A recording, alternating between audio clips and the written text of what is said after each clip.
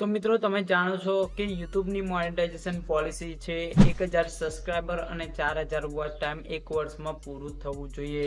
તો મિત્રો ઘણા લોકોને કન્ફ્યુઝન એવું હોય છે કે જો આપણી ચેનલ પર 4000 વોચ ટાઈમ જે એક વર્ષ એટલે કે 365 દિવસમાં જે પૂરા કરવાના છે તો એ એક વર્ષમાં પૂરા ના થાય તો શું આપણી ચેનલ મોનેટાઇઝ નહીં થાય। તો મિત્રો એ વિશે આ વિડીયોમાં તમને સંપૂર્ણ માહિતી મળશે। તે પહેલા મિત્રો હું છું રાહુલ ઠાકોર અને આપ સૌનું હાર્દિક સ્વાગત છે ટેકનિકલ રાહુલ યુટ્યુબ ચેનલમાં। જો મિત્રો વિડીયોને સ્ટાર્ટ કરીએ પહેલા મિત્રો તમને જણાવી દઉં કે વિડીયોને છેલ્લે સુધી જોજો તો તમને સંપૂર્ણ માહિતીમાં ખબર પડશે, નહીં તો તમને કંઈ પણ કન્ફ્યુઝન રહેશે અને તમે કોમેન્ટમાં પ્રશ્ન પૂછશો। એટલે મિત્રો વિડીયોને પૂરો જોજો અને જો મિત્રો તમને વિડીયો પણ ગમે તો વિડીયોને એક લાઈક કરી દેજો અને ચેનલ પર નવા હોય તો ચેનલને સબસ્ક્રાઇબ પણ કરી દેજો, જેથી મિત્રો યુટ્યુબ રિલેટેડ માહિતી તમને ગુજરાતી ભાષામાં મળતી રહે। તો મિત્રો ચાલો આપણે સમજીએ, બરાબર।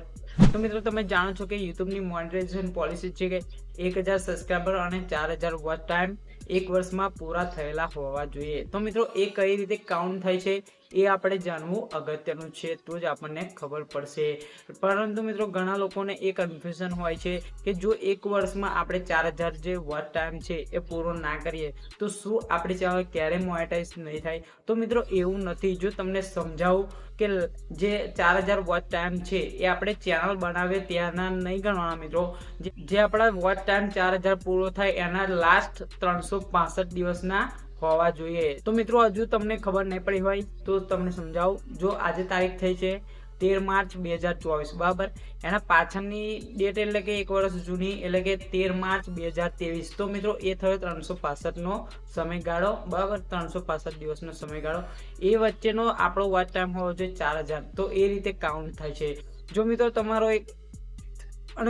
તમારો એક દિવસ વધી ગયો એટલે કે 14 માર્ચ થઈ ગઈ તો આપણે જે પાછળની 14 માર્ચ છે 2023ની ત્યાંથી લઈને આ જે 2024ની 14 માર્ચ છે ત્યાં સુધીનો ગણવાનો। એ રીતે મિત્રો જે એક દિવસનો આગળનો એડ થતો જશે અને પાછળનો ઘટતો જશે। તો મિત્રો એ રીતે કાઉન્ટ થાય છે।